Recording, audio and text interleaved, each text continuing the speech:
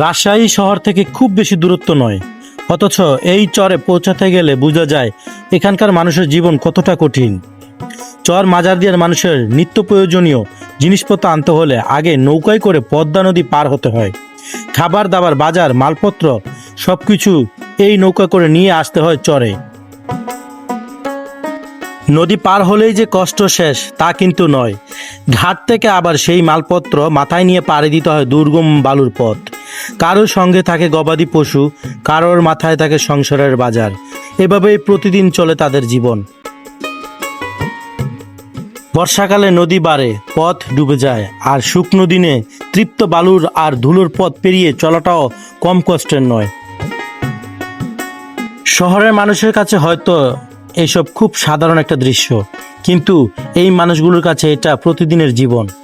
এত কষ্টের মাঝেও তারা এখানে সংসার গড়ে, সন্তান বড় করে, মাঠে কাজ করে। সবকিছু মিলিয়ে চর মাজারদিয়া শুধু একটি চর নয়, এ যেন নদী, সীমান্ত আর সংগ্রামের মাঝে বেঁচে থাকার কিছু মানুষের নীরব গল্প। আজ চলুন সেই গল্পটা একটু আপনাদের কাছে তুলে ধরার চেষ্টা করি। আসসালামু আলাইকুম, শুভ সকাল বন্ধুরা। আমরা এখন চলে এসেছি রাজশাহী টিবা ট্রলার ঘাট। আমরা এখান থেকে ট্রলারে করে চলে যাব চর মাজারদিয়া। আর আমাদের জন্য ওখানে অপেক্ষা করছে চর মাজারদিয়া আমাদের এক ভাই পরিচিত। সো আমরা এখন ট্রলারে করে সেই চর মাজারদিয়া ঘাটে চলে যাচ্ছি টিবা ফেরিঘাট থেকে। সো আমরা এখন সেই টিবা ফেরিঘাট আছি, আর আমাদের জন্য অলরেডি নৌকা, যেটা ট্রলার বলে, সেটা অপেক্ষা করছে। আমরা এখান থেকে ওই চর মাজারদিয়ার ঘাটে। চর মাজারদিয়া যেতে হলে শুরুটা করতে হয় এই ট্রলার ঘাট থেকে। চরের মানুষের নিত্যদিনের খাবার দাবার আর প্রয়োজনীয় জিনিসপত্র একে একে ট্রলারে তোলা হচ্ছে। তারপর এই মালপত্র নিয়ে শুরু হবে পদ্মা নদী পাড়ি দেওয়ার যাত্রা। শহরের বাজার থেকে আনা এই সামান্য জিনিসগুলো হয়তো কোনো পরিবারে কয়েকদিনের ভরসা। নদীর ঢেউ পেরিয়ে ট্রলার যখন চর মাজারদিয়ার দিকে এগিয়ে যাচ্ছে, তখন বোঝা যায় এই চরের মানুষের কাছে বাজার করাই মানে শুধু কেনাকাটা নয়, এর সঙ্গে জড়িয়ে আছে দীর্ঘ এক পথযাত্রা।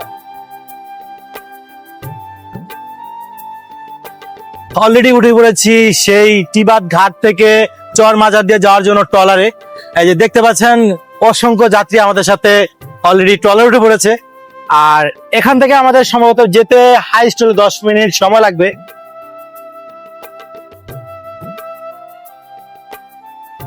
বন্ধুরা দেখতে পাচ্ছেন আমরা ইতিমধ্যে ঘাটে চলে আসলাম। অল্প সময়ের মধ্যে, সময় লাগলো মাত্র 10 মিনিটের মতো। দেখতে পাচ্ছেন অনেক নৌকা পাড়ে বেরানো আছে। সুন্দর একটি দৃশ্য কিন্তু এখান থেকে দেখা যাচ্ছে। আর দেখেন প্রচুর মোটর সাইকেল নিয়ে এখানে দাঁড়িয়ে আছে সবাই। তার একটি মাত্র কারণ হচ্ছে ঝড়ে যেতে কিন্তু অনেক সময় লাগে। আপনার দূরে বাহাদুর ভাই। বন্ধুরা, আমরা এখন চলে এসেছি চর মাজারদিয়ার ঘাটে। এটা হলো সেই চর মাজারদিয়া ঘাট। এখান থেকে আমরা এখন সেই মেন চরে চলে যাব। আর এই যে বাহাদুর ভাই, আমরা এখন বাহাদুর ভাইয়ের গাড়িতে মোটরসাইকেল উঠে পড়বো। ঘাটে নামার পর পথটা শেষ হয় না। সংসারে বাজার সদাই নিয়ে আরো 2-3 কিলোমিটার বালুর পথ পায়ে হেঁটে যেতে হয়। বাইক আছে, কিন্তু ভাড়া সবার পক্ষে দেওয়া সম্ভব নয়। তাই খরচ বাঁচাতে মাথায় বাজার নিয়ে এভাবে বালুর পথ হেঁটে পাড়ি দিতে হয় চরের মানুষের। দূর থেকে হয়তো পথটা সুন্দর লাগে, কিন্তু এই পথের প্রতিটি বালুর কোণা লুকিয়ে আছে চর মাজারদিয়ার মানুষের কষ্টের জীবন। এই চর মাজারদিয়া কিন্তু একসময় এক ধরনের পুরো মরুভূমি ছিল, পুরো মরুভূমির মতোই ছিল।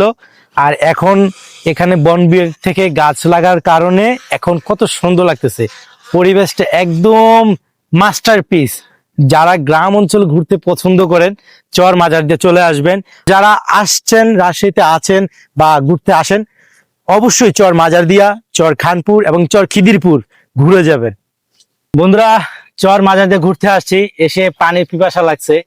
তো এসে দেখি মরুভূমির মাঝে একটা পানির কল দিয়ে রেখেছে। পানির কলটা কিন্তু অনেক উপরে ছিল, এখন নিচে চলে গেছে। তো এখানে পানি চাপ দিয়ে তারপর পানি খাচ্ছি। চর মাজারদিয়া আসবেন, এখানে এসে পানি খেতে ভালো হতো। হ্যাঁ, একটা গ্লাস দিলে ভালো হতো। কি ঠিক বলছো? চর মাজারদিয়ার পথে যেতে যেতে চোখে পড়বে একেবারে গ্রামীণ চেনা ছবি। তীব্র রোদের মধ্যেও মাঠে গরু মহিষ নিয়ে ব্যস্ত কৃষক। কেউ গরুকে ঘাস খাওয়াচ্ছে, কেউ পানি খাওয়াচ্ছে। রোদ যতই হোক, কাজ থেমে থাকে না। পথের মাঝে আবার দেখা মিলবে মহিষের গাড়ি। শহরের কোলাহল থেকে দূরে প্রকৃতির সঙ্গে লড়াই করে এভাবে চলে চর মাঝাদের মানুষের জীবন। তাদের জীবন খুব কষ্টের একটি জীবন। আপনাদেরকে একটা মজার একটা জিনিস দেখাই, গ্রামের প্রাকৃতিক সৌন্দর্যের। দেখুন রাখাল আঙ্কেল কিভাবে তার গরুকে নিয়ে রাস্তা পার হচ্ছে, মানে পানি পার হচ্ছে। দেখুন খুব সুন্দর একটি দৃশ্য গ্রাম অঞ্চলের এই চরের। দেখুন এই গরুগুলো নিয়ে এখন ওখানে ওই পারে ঘাস খাওয়াবে। এই দৃশ্যটা আসলে চরে না আসলে অরিজিনালি কেউ এটা বুঝতে পারবে না, এইটার ফিলটা।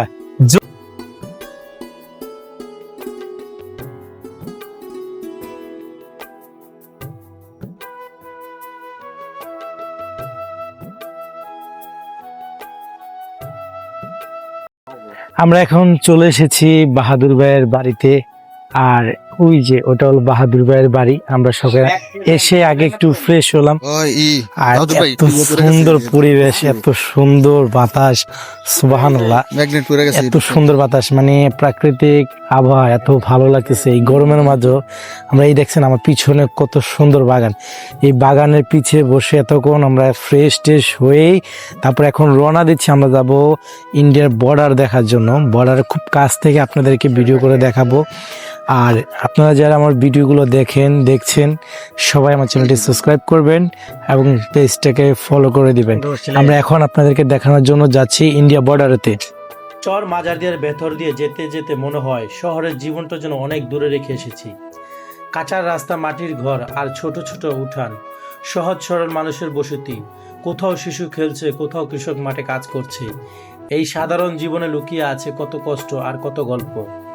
মাটির ঘরগুলো হয়তো সাদামাটা, কিন্তু এই ঘরেই মানুষের সুখ দুঃখ মিলিয়ে চলে পুরো সংসার। দূর থেকে গ্রামটা যত সুন্দর, কাছ থেকে দেখলে বোঝা যায় এই সৌন্দর্যের আড়ালে কত সংগ্রাম লুকিয়ে আছে। বন্ধুরা আমরা এসেছি চর মাজারদিয়া। এখন চর মাজারদিয়া এসে মাহিন বললো যে একটা মেশিন স্টার্ট দিতে পানি ওঠানোর জন্য।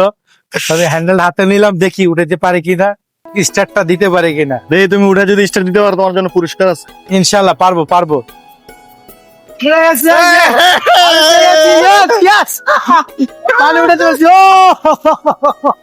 চর মাজার দিয়ে আসার পর এই বাচ্চারা দেখতেছি সেলো মেশিনে গোসল করতেছে পানি দিয়ে। তো ভাবলাম সেলো মেশিনটা বন্ধ করে দিচ্ছিল মুরব্বী আঙ্কেল। পরে বললাম আঙ্কেল আমি তো পারি, আমাকে দেন। আমি সেলো মেশিনের হ্যান্ডেলটা নিয়ে স্টার্ট দিলাম। আর দেখুন বাচ্চারা পানির ভিতরে কত সুন্দর করে গোসল করতেছে। এই শৈশবটা কি আর কখনো ফিরে পাবেন? আমি কখনো মনে না আর এই শৈশব ফিরে যেতে পারবো। আপনারা কখনো যখন ছোটকাল চলে যায় আর কখনো ফিরে পাওয়া যায় না। হ্যাঁ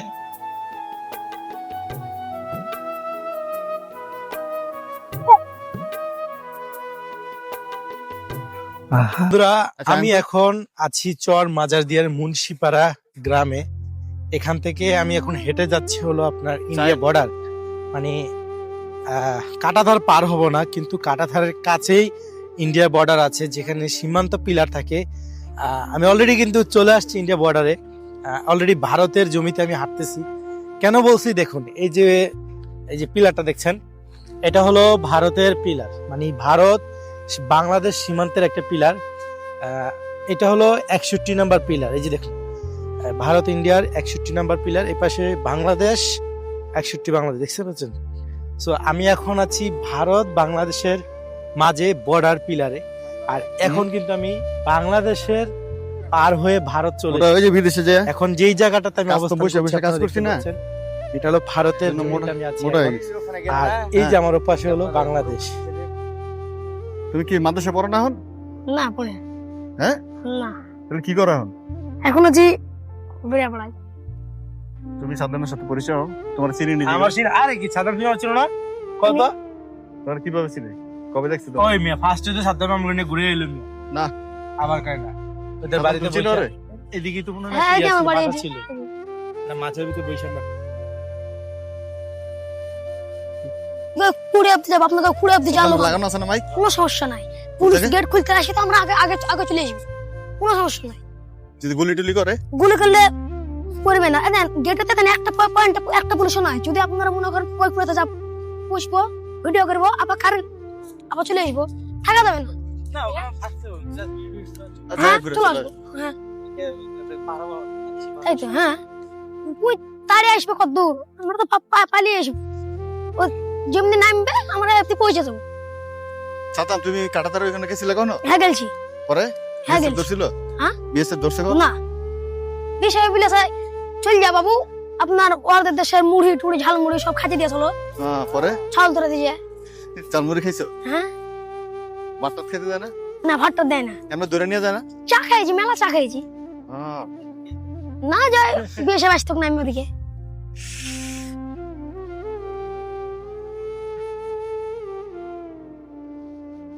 বিরাট অফিস থেকে বাহাদুর ভাইয়ের বাসায় ড্রোন রাইখে আসছে, ড্রোন আরো কিছু ক্যামেরা যদি রাইখা দেয় বিএসএফ।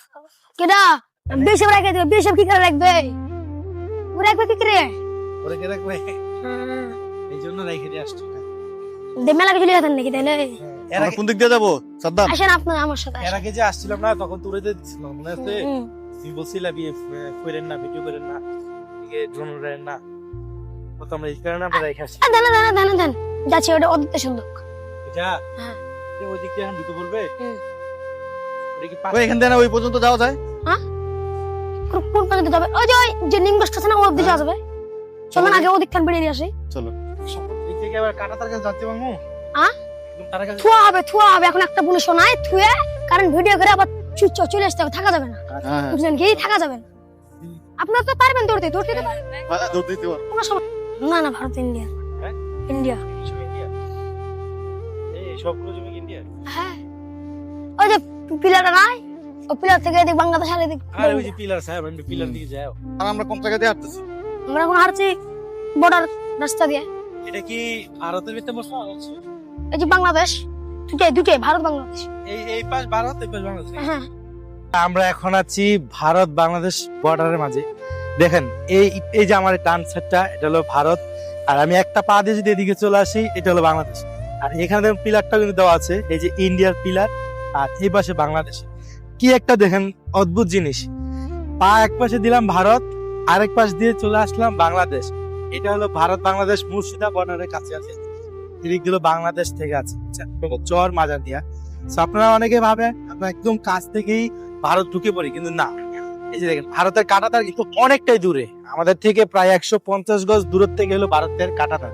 তো অনেকে মনে করেন আমরা সোজা ভারতে চলে যাচ্ছি, ভারত থেকে আবার চোরাই পথে আসতেছি, ওইটা না। আমরা ভারত বাংলাদেশ থেকে অনেকটাই দূরে আছি।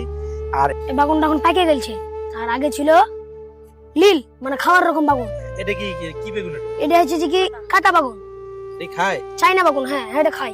এখন এটা পাকে গেছে, এটা এখন বিচি, মানে এই বিচি চাইরে আপনি রোদে শুকাত দিয়ে ছিটিয়ে দিবেন, এই বিচি আবার হয়ে যাবে। এটা কিভাবে খেতে হয়, রান্না করে? হ্যাঁ রান্না করে খেতে হয়।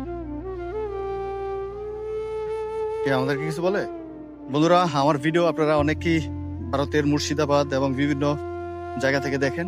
এই যে দেখেন, আমি কিন্তু এখন বর্তমানে ভারতের মুর্শিদাবাদের যেই কাঁটাতার রয়েছে, কাহারপাড়া, কাতলামারি এবং মুর্শিদাবাদের খুব কাছাকাছি রয়েছে। এই যে দেখতে পাচ্ছেন, আমার খুব কাছেই শিবমন্দিরটা।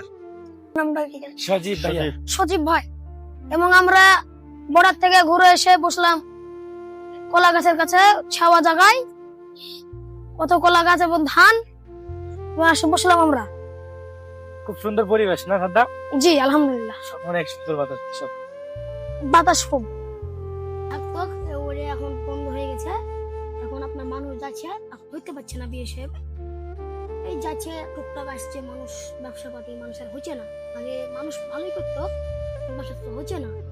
মানুষ মরছে, গুলো টেলে খাইছে, লাড়ে গুড়ি বাড়াইছে, মানুষ মরছে টুচ্ছে। আগে ওসব হইতে, আগে প্রচুর হইতে, এখন আর এসব হয় না আল্লাহ রহমতে, এখন আর এগুলো হয় না, এখন ভালোই আছে। এখন আপনার ভারত আর হচ্ছে যে কি বাংলাদেশে রুকারুকি চলছে, আর আপনার ইসরায়েল আর ইরান তেল নিয়ে আপনার ঝামেলা চলছে। আপনার তেল দিচ্ছে না ইরান বাংলাদেশকে, এবার বাংলাদেশ বলছে তেল দিবি না, কি যাবে কোথায়? এই নিয়ে আপনার মোদির সাথে ঝামেলা চলছে, এই নিয়ে বাজার টাজার তেল মেল পাচ্ছে না, সব গাড়ি ঘোড়া বন্ধ।